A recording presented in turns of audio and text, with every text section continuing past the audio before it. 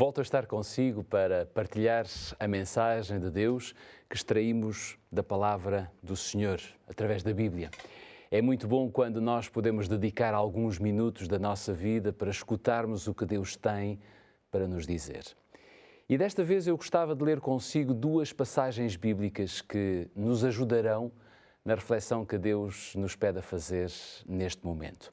A primeira delas nós encontramos na Bíblia, no livro de 1 de João, capítulo 4, para lermos o versículo 8. Esta é uma epístola pequenina que fica quase no fim da Bíblia, 1 de João, capítulo 4, para lermos o versículo 8, que diz: aquele que não ama não conhece a Deus, pois Deus é amor. A segunda passagem que eu quero ler convosco é a passagem que está no livro de Tiago, agora no capítulo 1 de Tiago, para lermos o versículo 17. Tiago, capítulo 1, versículo 17, que diz: toda a boa dádiva e todo o dom perfeito vem lá do alto, descendo do Pai das luzes, em quem não pode existir variação ou sombra de mudança. Estas duas passagens bíblicas estabelecem duas grandes verdades sobre Deus. A primeira delas é que Deus é um Deus de amor. E a segunda é que Deus concede dons, não apenas os dons comuns, as bênçãos comuns, mas sobretudo as boas dádivas e os dons perfeitos. Se olharmos para a história universal, nós podemos ver que Satanás tem procurado ao longo dos anos, das eras, obscurecer a verdade sobre Deus. Em todas as partes do mundo ele tem retratado um Deus como um Deus de ira, um Deus que deseja prejudicar os homens e as mulheres na terra, um Deus que observa cada movimento nosso com o propósito de nos apontar algum erro e punir-nos. Satanás tem retratado Deus como tendo mais interesse em usar de justiça do que propriamente de misericórdia. E por isso, nos próximos minutos, eu quero focar a sua atenção, sobretudo no Pai Celeste, na perspectiva de João, aquela que João retrata como o Deus de amor. Mais do que tudo, necessitamos de ter em mente a razão de Deus nos observar. Por que é que Deus nos observa? Sim, Deus observa-nos. E a Bíblia é muito clara, mostrando que Jesus nos observa não para nos julgar, não para nos punir, não para nos destruir, mas simplesmente e sobretudo porque nos ama. A Bíblia mostra-nos que Deus está muito interessado no nosso arrependimento, e esta é a primeira grande arte que o Senhor Deus pode fazer na nossa vida, é levar-nos ao arrependimento. Deus está muito interessado no nosso arrependimento, depois na nossa santificação, para que em breve cada um de nós seja glorificado na eternidade. Diz-se que quando Isaac Watts era criança, um dia visitou a casa de uma cristã idosa e ela pediu-lhe para ler em voz alta um versículo bíblico que estava preso a uma das suas paredes lá em casa. A frase escrita tinha sido retirada a partir de Gênesis capítulo 16, versículo 13, e ela era uma frase curta que dizia apenas: tu és o Deus que vê. Diz o relato que depois que Isaac Watts leu aquela frase, aquele verso, a senhora idosa disse-lhe: quando fores mais velho, muitos dirão que Deus está sempre a vigiar-te para ver quando é que fazes algo errado com o propósito de te punir. Porém, eu não quero que vejas Deus dessa forma. Eu quero que leves este verso bíblico para a tua casa e nunca te esqueças. Deus ama-te tanto que não consegue tirar os olhos de ti. Há poucas semanas atrás eu estive no quarto do hospital onde se encontra a Cleide. Esta senhora é uma irmã que veio do Brasil para Portugal há mais de 20 anos e que durante estes anos cultuou numa das igrejas adventistas em Lisboa. Hoje ela apresenta um quadro clínico extremamente reservado e pediu-nos se nós podíamos administrar a unção. Na cerimónia que realizámos, uma cerimónia muito simples, no quarto do hospital onde ela se encontra, uma das certezas que eu deixei a esta nossa irmã é aquela que nós encontramos claramente em Isaías capítulo 49, versículo 15. Ainda que uma mãe se esqueça de um filho que amamenta, eu não consigo me esquecer de ti. Prezados amigos, Deus é um Deus de amor, que em primeiro lugar tem um prazer enorme em oferecer a sua misericórdia como auxílio e libertação. Vejam o que Jesus afirmou no Sermão da Montanha e nós podemos ir a Mateus capítulo 7 para lermos aquilo que o Senhor Deus disse, Jesus, no seu Sermão da Montanha, quando ele diz no versículo 11, ora, se vós que sois maus, sabeis dar boas dádivas aos vossos filhos, quanto mais vosso Pai que está nos céus dará boas coisas aos que lhe pedirem. Esta é uma comparação fantástica e extraordinária que Jesus fez. Como é fácil nós nos podermos identificar com ela. Qual é o pai que não gosta de presentear os seus filhos? Qual é o pai? Não há. Mesmo quando os nossos filhos se tornam adultos, o nosso coração salta de alegria ao vermos os nossos filhos rasgarem o papel de embrulho para receberem o presente que nós preparamos. E por isso eu posso dizer com toda a segurança, todos nós gostamos de receber, é verdade. Mas os pais gostam muito mais de presentear os filhos do que propriamente receber. E usando esta feliz experiência como base, Jesus prosseguiu dizendo, se vocês sendo maus sabem dar coisas boas aos vossos filhos, quanto mais vosso Pai que está nos céus dará boas coisas aos que lhe pedirem. Deus é um doador por excelência. Tudo aquilo que nós possuímos, quer seja muito ou pouco, não importa. Nós temos e recebemos de Deus. O apóstolo Paulo escreveu, a dado momento, no livro de Timóteo, na segunda epístola de Timóteo, nada trouxemos para o mundo.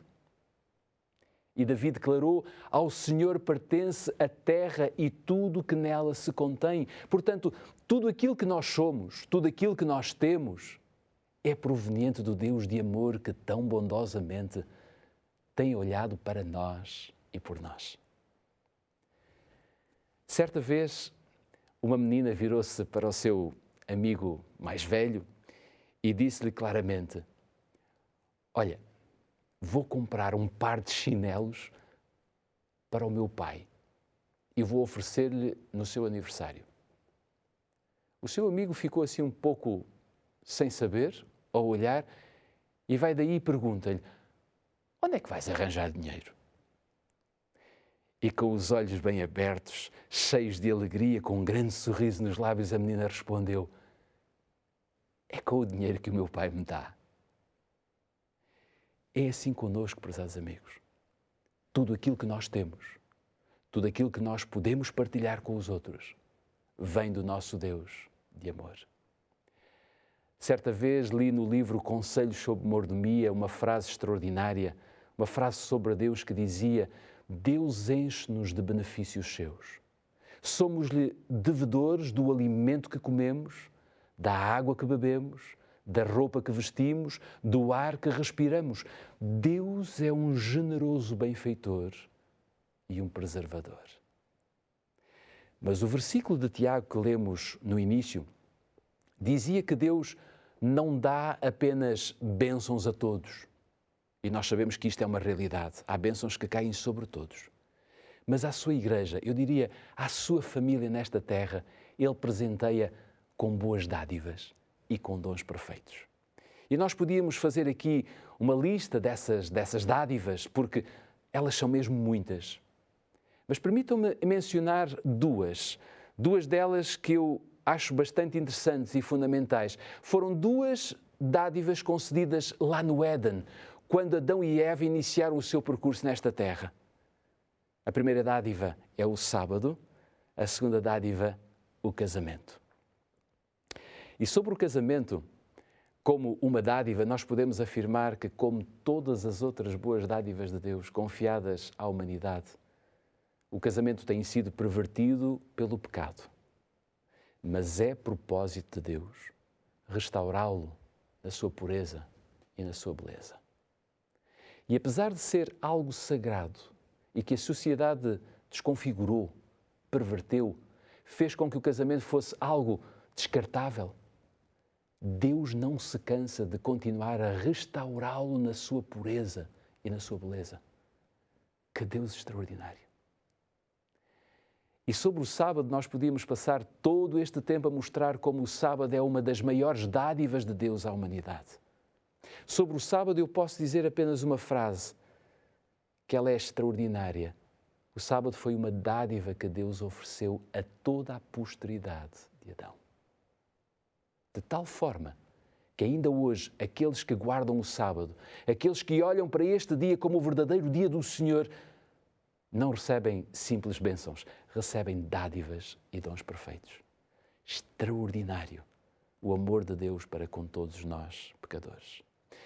Por isso, todo o crente que compreende e aceita as muitas dimensões espirituais da verdade do sábado receberá com alegria esta dádiva semanal como um presente de amor do Criador e Redentor da família humana. Quando nós compreendemos o valor desta dádiva, nós conseguimos entender que as horas sagradas deste dia, o sábado, são uma oportunidade inestimável para nós conhecermos melhor a vida eterna.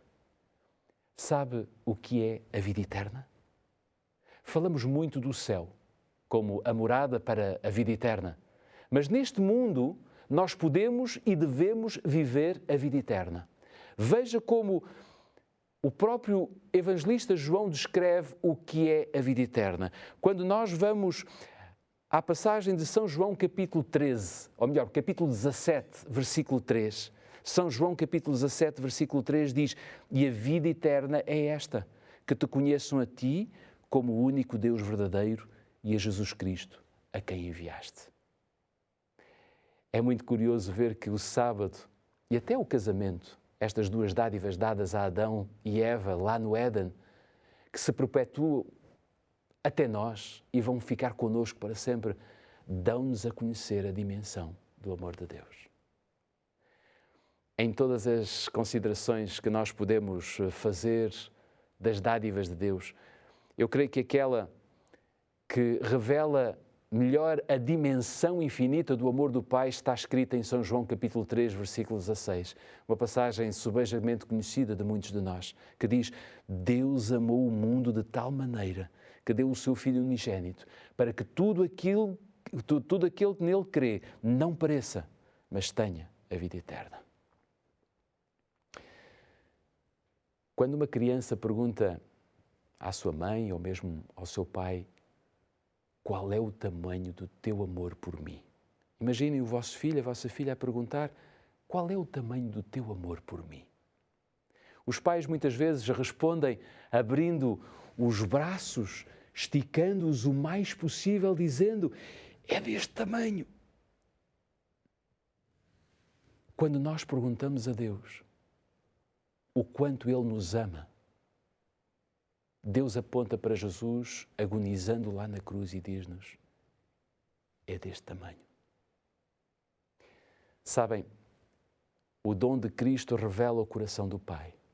Ele testifica que, havendo empreendido a nossa redenção, Jesus não poupará coisa alguma, por mais cara que lhe seja, para completar a sua obra. E perante isto, o apóstolo Paulo vai claramente fazer uma pergunta que merece a nossa reflexão. Aquele que não poupou a seu próprio Filho antes, por todos nós o entregou, porventura não nos dará graciosamente com ele todas as coisas? Ellen White, uma escritora americana, fez uma das descrições mais impressionantes de Cristo na cruz. Após ela recontar o facto de que Jesus foi preso à meia-noite no Getsémani, foi arrastado de um lado para o outro, de um palácio até um tribunal, foi esquecido, foi açoitado, foi condenado. Ela vai escrever isto, ela vai dizer: "Com dor e espanto o céu contemplou a Cristo pendente da cruz. O sangue corria-lhe das feridas e fontes, tendo na testa o sangue misturado com suor. O sangue caía-lhe gota a gota das mãos e dos pés sobre a rocha perfurada para encaixar a cruz. As feridas abertas pelos cravos aumentavam o peso que o corpo fazia sobre as mãos. A sua difícil respiração tornava-se mais rápida e profunda à medida que a sua alma arquejava sob o fardo dos pecados do mundo. E ela termina este parágrafo dizendo: que cena para o universo celeste. Que cena para o universo celeste. Se nós juntarmos a esta expressão de amor as palavras do apóstolo Paulo em 2 Coríntios capítulo 5, versículo 21, nós podemos concluir que aquele que não conheceu o pecado, ele o fez pecado por nós, para que nele fôssemos feitos justiça de Deus. Cristo assumiu a nossa culpa e oferece-nos a sua justiça. É impossível vermos um Deus que ande atrás de nós para nos punir. É impossível nós vermos um Deus disposto a lançar-nos fora do que propriamente abrir os seus braços para nos redimir. Sabe como é que Deus nos ama? Precisamente com a mesma intensidade que ama o seu próprio Filho. Não sou eu que o afirmo, é o próprio Jesus, o Filho de Deus. Ele deixou esta certeza na sua última oração no Getsemane. Leia comigo o que está escrito em São João capítulo 17, para lermos o versículo 23. São João 17, 23 diz: Pai, Tu os amaste, assim como também me amaste a mim. Talvez esta tenha sido uma das frases que Jesus disse com satisfação. Por outras palavras, Jesus virou-se para o Pai e disse-lhe: Pai, Tu enviaste-me para salvar a humanidade porque Tu os amas como me amas a mim. E eu estou aqui a representar-te porque, tal como Tu os amas, eu também os amo. E estou pronto a dar a minha vida por cada um deles. O evangelista Lucas afirmou que Jesus, enquanto orava ao Pai, ele viveu um fenómeno conhecido por hematidrose, que não é mais do que o suor misturado com sangue causado por um stress físico e psicológico extremo. As horas de dor e sofrimento de Jesus foram vividas na firme certeza de que Deus nos ama incondicionalmente. A grande obra de Deus, desde o momento em que o homem se escondeu da presença do Senhor entre as árvores do jardim do Éden até hoje, sempre foi restaurar no homem a imagem do seu autor e levá-lo de novo à perfeição em que fora criado. Eu imagino aquela semana em que Deus veio a este mundo com as suas malas de criatividade, de poder, de ousadia para criar vida neste planeta. Eu imagino quando Deus falou e todas as coisas que Deus desejava oferecer ao homem foram colocadas no seu lugar e a funcionar perfeitamente. Eu imagino o dia em que Deus criou os animais selvagens, animais domésticos, não lhes colocou os nomes porque deixou essa tarefa para o casal edénico, mas preparou cada detalhe. E quando chegou à tarde de sexta-feira, Deus pegou no barro e começou a desenhar um corpo. Eu imagino que dos lábios de Jesus saía uma melodia de satisfação, como o oleiro que do nada pega num pedaço de barro e vai moldando até que aquele barro seja uma peça de arte. Eu imagino Deus soprar nas narinas daquele pedaço de barro, provavelmente com o seu coração também bateu mais forte e de um momento para o outro o sangue começou o seu circuito nas veias, nas artérias. O coração de Adão e de Eva começaram a bombear sangue e do barro nasceu um corpo com vida.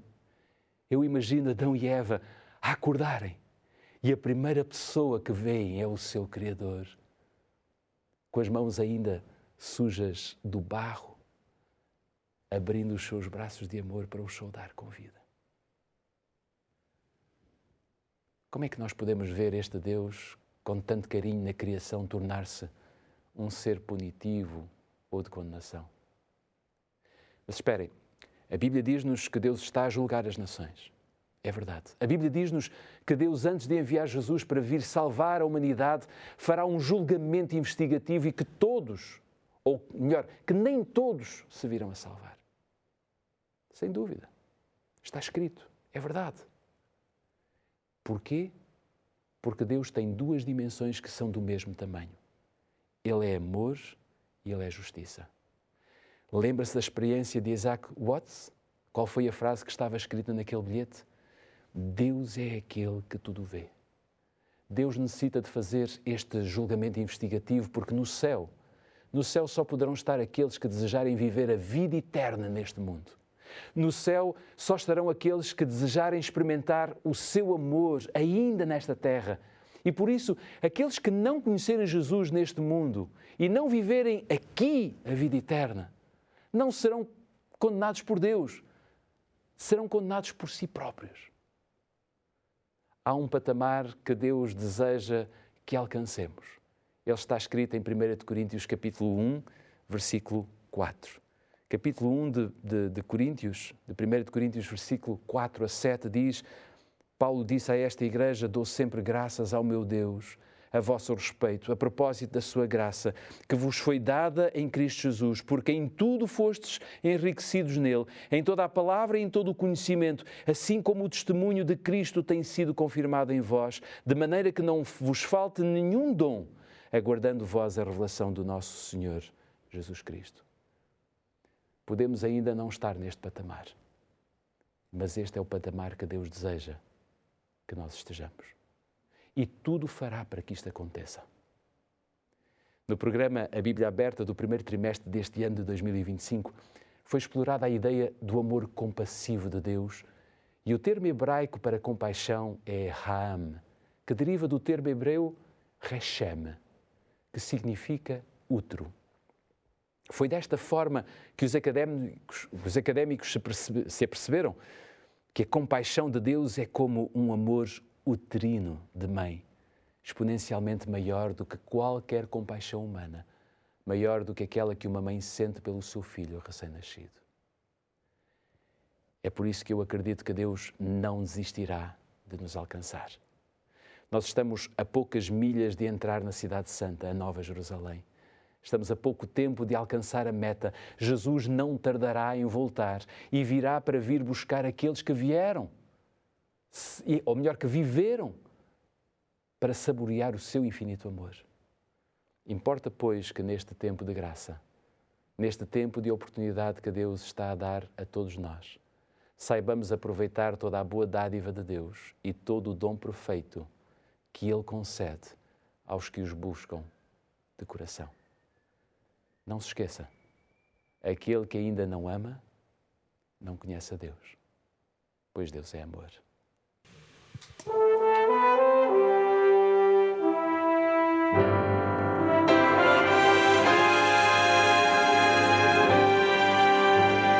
No trono do viver só existe lugar para lugar de quem governa todo o ser. No trono do viver só pode haver um Senhor. Se forem dois, um será amado e outro rejeitado. Vem, decide agora quem vai ocupar seu coração. Mas lembre, se ele não for o primeiro em seu coração, então já não é mais nada, não passa de uma ilusão. Mas se ele for o primeiro, o seu companheiro, motivo do seu existir, você vai viver, você vai sorrir, você vai vencer.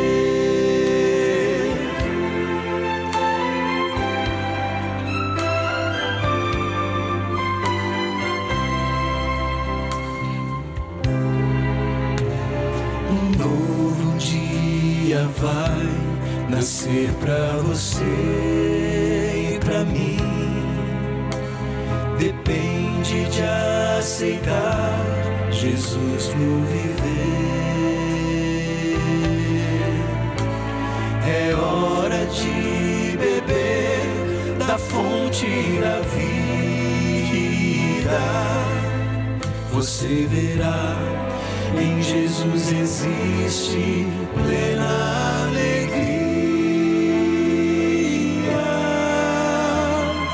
Vem, decide agora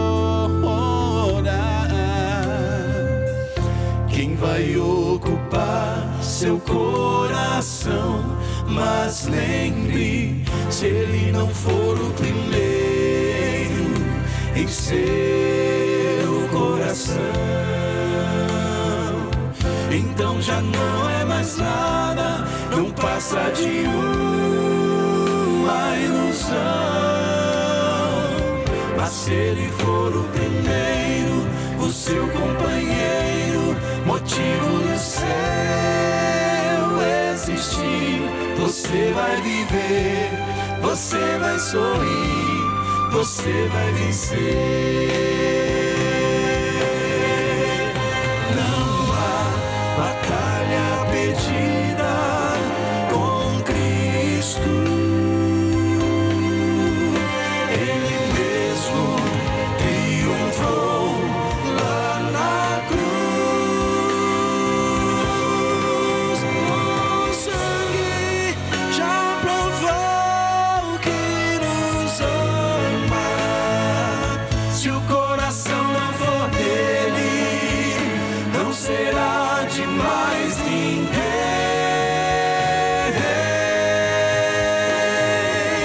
Se ele não for o primeiro em seu coração, então já não é mais nada, não passa de uma ilusão. Mas se ele for o primeiro, o seu companheiro, motivo do céu existir, você vai viver, você vai sorrir, você vai vencer. Você vai viver, você vai sorrir,